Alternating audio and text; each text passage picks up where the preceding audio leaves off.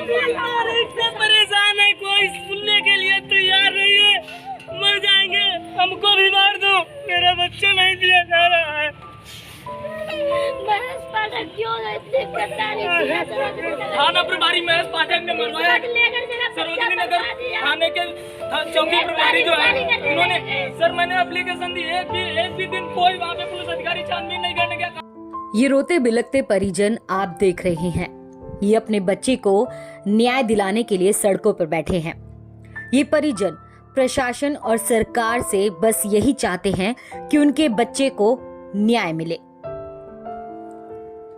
लखनऊ में बीटेक की पढ़ाई कर रहे छात्र कृपाशंकर 30 सितंबर की रात को अपने हॉस्टल से गायब हो जाता है। परिवार को इस बात की जानकारी मिलती है, वह लखनऊ पहुंचते हैं और हॉस्टल में पूछताछ करते हैं। इस दौरान उनको बताया जाता है कि उनका बच्चा 30 सितंबर की रात को बाहर घूमने गया था, जो अभी तक नहीं आया। परिजन पुलिस थाने पहुंचते हैं, जहां उनकी शिकायत नहीं लिखी जाती और उनसे कह दिया जाता है कि 24 घंटे से पहले किसी भी तरह की शिकायत नहीं लिखी जाएगी। इस मामले में जब हमने पीड़ित परिवार से बात की तो उन्होंने बताया कि भाइयों बहनों, मैं अजीत कुमार निवासी उन्नाव डिस्ट्रिक्ट में उत्तर प्रदेश का हूँ। भाइयों बहनों, अभी जल्द ही हमारे परिवार में एक घटना हुई है। हमारा भतीजा जिसका नाम कृपाशंकर निवासी ग्राम अलोला खेड़ा मजरावा पोस्ट शादीपुर जनपद उन्नाव उत्तर प्रदेश का निवासी था, जो कि लखनऊ में रह करके बीटेक इंजीनियरिंग की पढ़ाई कर रहा था MG institute of management and technology Kanpur road बखरा लखनऊ से। वह लड़का हमारा भतीजा सर्वजीत विश्वकर्मा के मकान में किराए पे रहता था। हमारे भतीजे के बगल में एक लड़का आकाश शर्मा रहता था। वह आकाश शर्मा लड़का 30 सितंबर की शाम 9 बजे हमारे भाई जी को कॉल करके बताता है कि आपका लड़का कृपाशंकर शाम में 6 बजे कहीं चला गया है और अभी तक वापस नहीं आया है। तो हमारे भाई जी कहते हैं, देखो बेटा कहीं आसपास होगा, आ जाएगा, अभी 9 ही तो बजे, अभी कोई टाइम तो हुआ नहीं है। तो कहता है ठीक है अंकल, हम देख रहे हैं, लेकिन अभी तक आया नहीं है।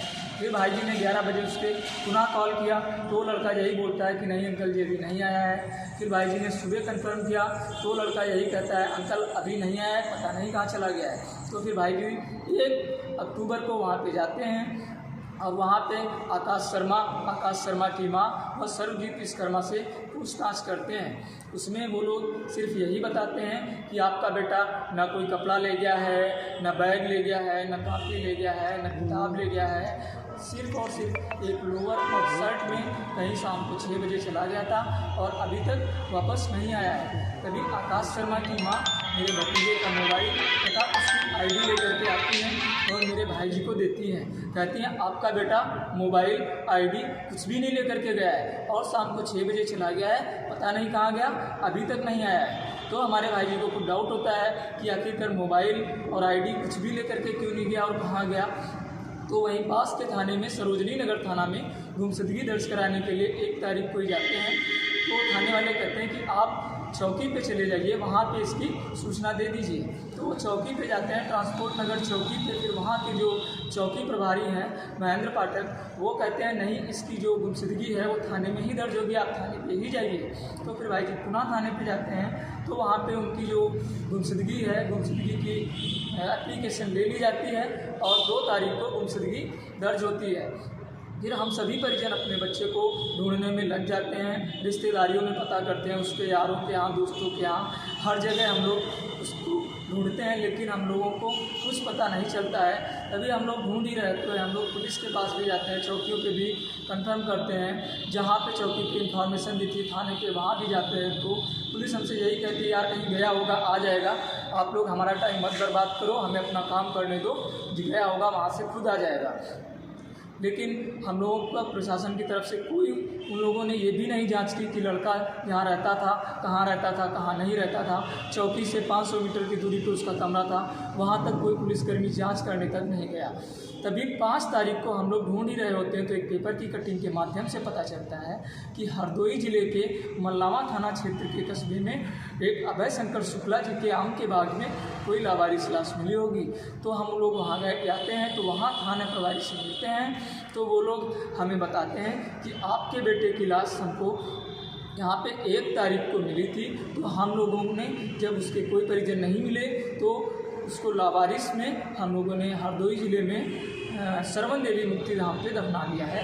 तो हम लोग कहते हैं तो सर जहाँ पे आपने दफनाया है हमारे बच्चे की बॉडी खुदवा करके हम लोगों को सौंप दीजिए। तो कहते हैं नहीं, डॉक्टर ने पोस्टमार्टम रिपोर्ट में उसे हिंदू दर्शा दिया था, इसलिए हम लोगों ने बॉडी को जला दिया है। वो लोग हम लोगों को इस तरीके से जब गुमराह करने लगते हैं तब हम लोगों को डाउट हो जाता है कुछ तो यहाँ पे मामला गड़बड़ है।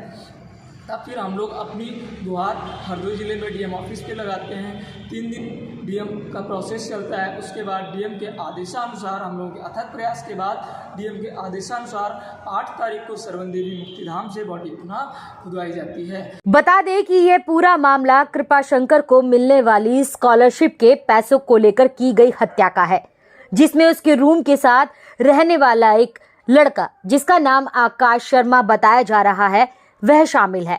वहीं आकाश की मां भी इस पूरी वारदात में शामिल है।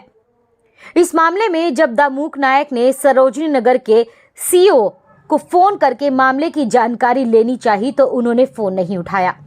परिवार का आरोप है कि अभी तक उनकी एफआईआर भी दर्ज नहीं की गई है।